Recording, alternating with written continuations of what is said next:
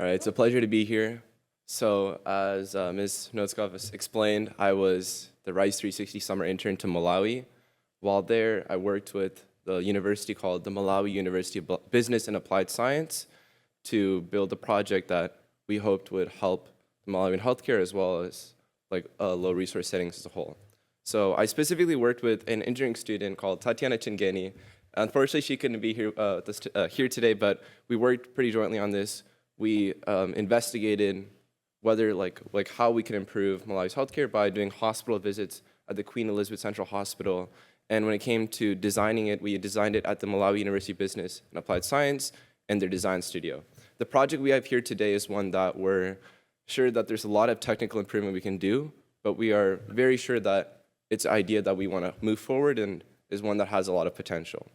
So when we entered the country, we saw that Malawi has a neonatal mortality rate of 22 for every 1,000 deaths.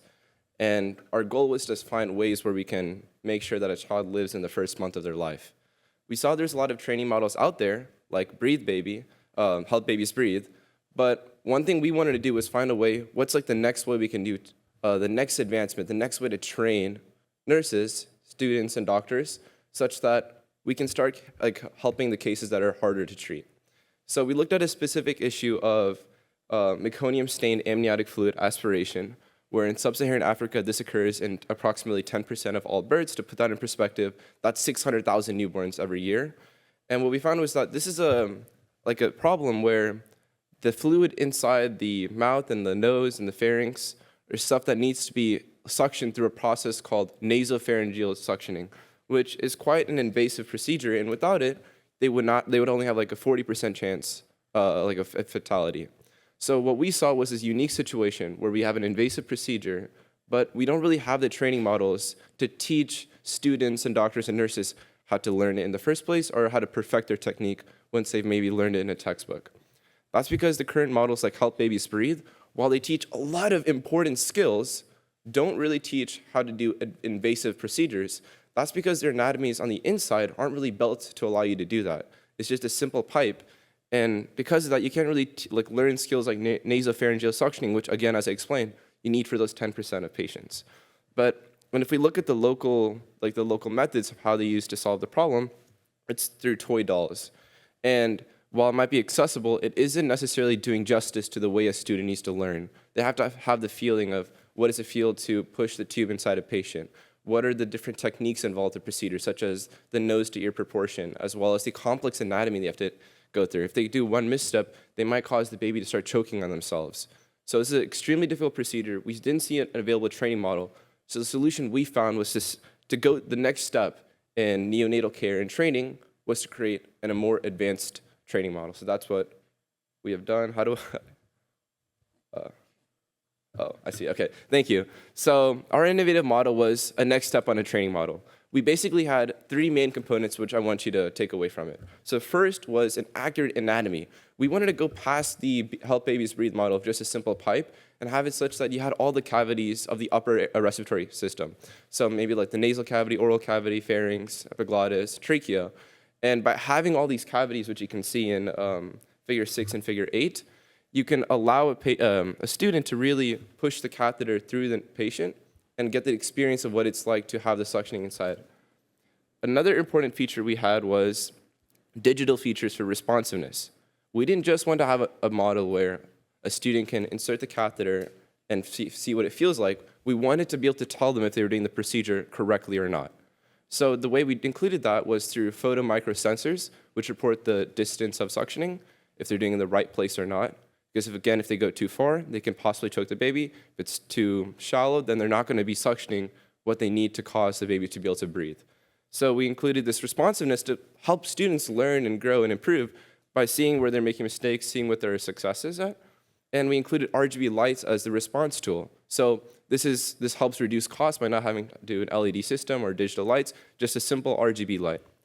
And lastly, we included different training modes. We wanted people to be able to have the experience of seeing like a learner, testing, and maybe even different simulations where some can cry, some can't, some might have a gurgling sound.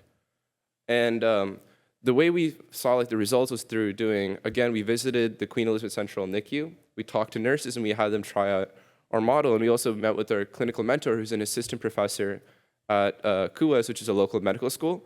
And what he told us was that our anatomy was accurate, that we had a lot of hope for helping students actually learn, and that the goal of this would be that not only could we actually teach students in the first place how to do the procedure correctly, we could even help nurses who are currently on shift on the rotations of the NICU to fine-tune their skills. Because there's another problem in a lot of NICUs where nurses are constantly like out of rotation, in a rotation, and without having the ability to see like how much they know, there's a potential where they could be making mistakes despite their best efforts. So the goal of our model was to create an advanced system to do the next step for training, have the ability to have accurate internal anatomy, responsiveness, and different training modes. And yeah, I'd just like to acknowledge Rice University, the Rice360 program, the Malawi University of Business and Applied Science, as well as my fellow interns on the project who were Rankin and Paula. Couldn't have done it without them. And as well as our TAs, Kumbo and Kondwani. So thank you all so much for listening, and hope you have any questions.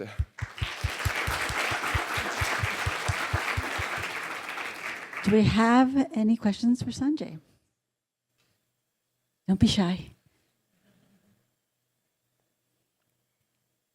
Please. Hi, nice job. Thank Really you. impressive work.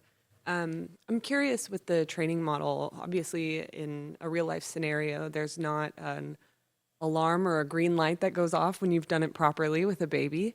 I wonder how much you guys thought about that in your training model, about how much someone might start to rely on that feedback. So that's a great question. So one thing I probably could have expanded more in the presentation is that we have a lot of different modes. So we have like a learner mode, which if someone's like learning the procedure for the first time, they should start on that. As they push the catheter down into the patient, they would be able to have the experience of seeing where they are. So it's an immediate feedback.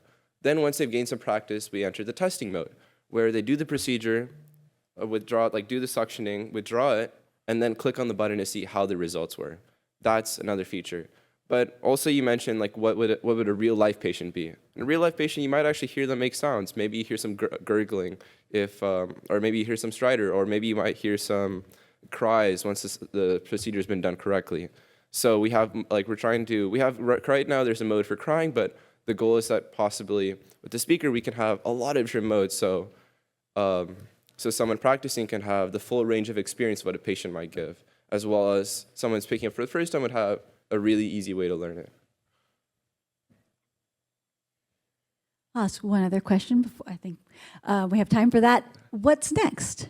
So actually, we have a lot to do next. I will not lie. There's too much to work. But basically, it's a lot from what we learned with actually seeing our model being put hands-on. And the first thing is I have it with me. Like, this is 3D printed plastic. So this is really hard. It's not necessarily what a real patient is like.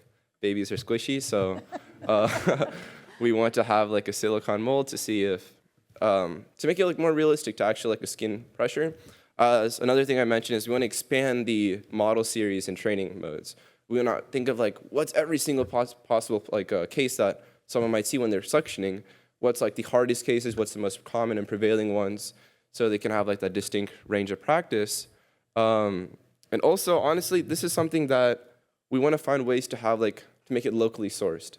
So on one level, I think just being able to 3D print just the plastic model itself, even without the digital components, I think would be really helpful, because just having something that's more than a doll would help you like get a feel for what it might be. It might not be exactly what a patient's like because it's plastic, but it's still going to give something. But yeah, it's just those three: expanding, like having the actual skin texture, expanding the modes, and finding ways to make it like locally sourceable.